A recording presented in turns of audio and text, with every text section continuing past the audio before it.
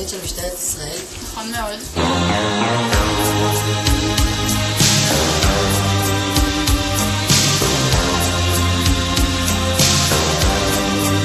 למה המשטרה צריכה מסוקים אם יש להם את כל הניידות? למסוק המשטרתי יש יתרון גדול. א', זה במהירות שהוא מגיע ממקום למקום, וב' זה שהוא רואה מלמעלה דברים שלא רואים מלמטה. אני לא מאמין שנלחמתי עם תובל על הכתבה הזאת, אז תדעו כולכם שאני אוהב אתכם.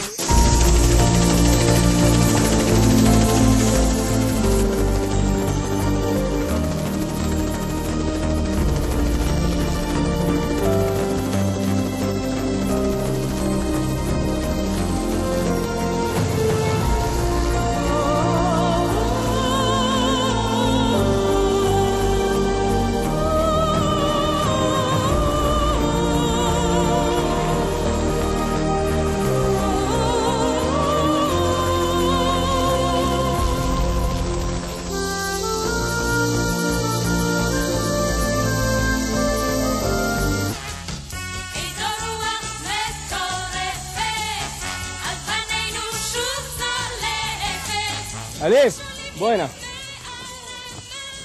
איך אתה הולך?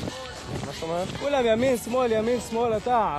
ימין, ימין, ימין, ימין, ימין, ימין. מה זה? מה זה התספורת, הסידור? מי סידר לך ככה את הקומטה? אתה לא יודע לסדר קומטה? לא.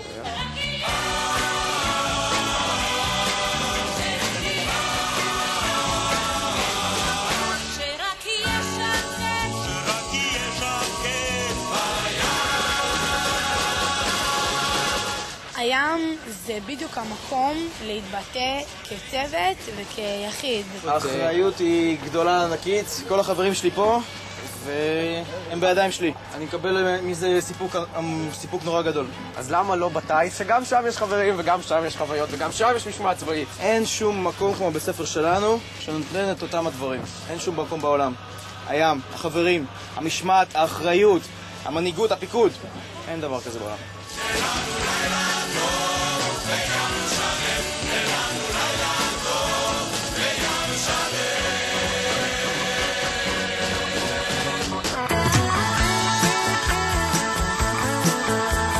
תמיד כיף לקבל חבילה בדואר.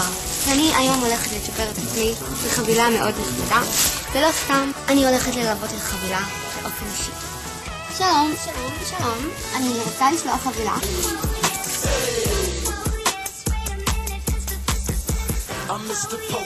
אוקיי, לאן החבילה עוברת מכאן? מכאן החבילה עוברת לבית המיון המרכזי. החבילה שלי. רגע, אתה מגיע לבית המיון המרכזי? כן. אני יכולה להתקרבות אליך? קדימה בואי.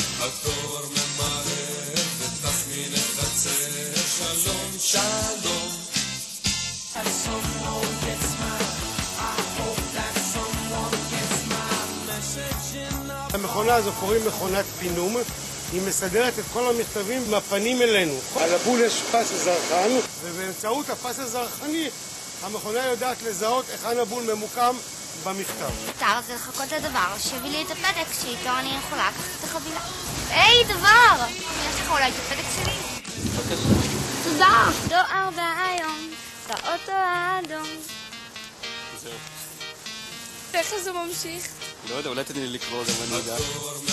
אז אולי הם לא כל כך יודעים לשיר, אבל בלהעביר דואר הם אלופים.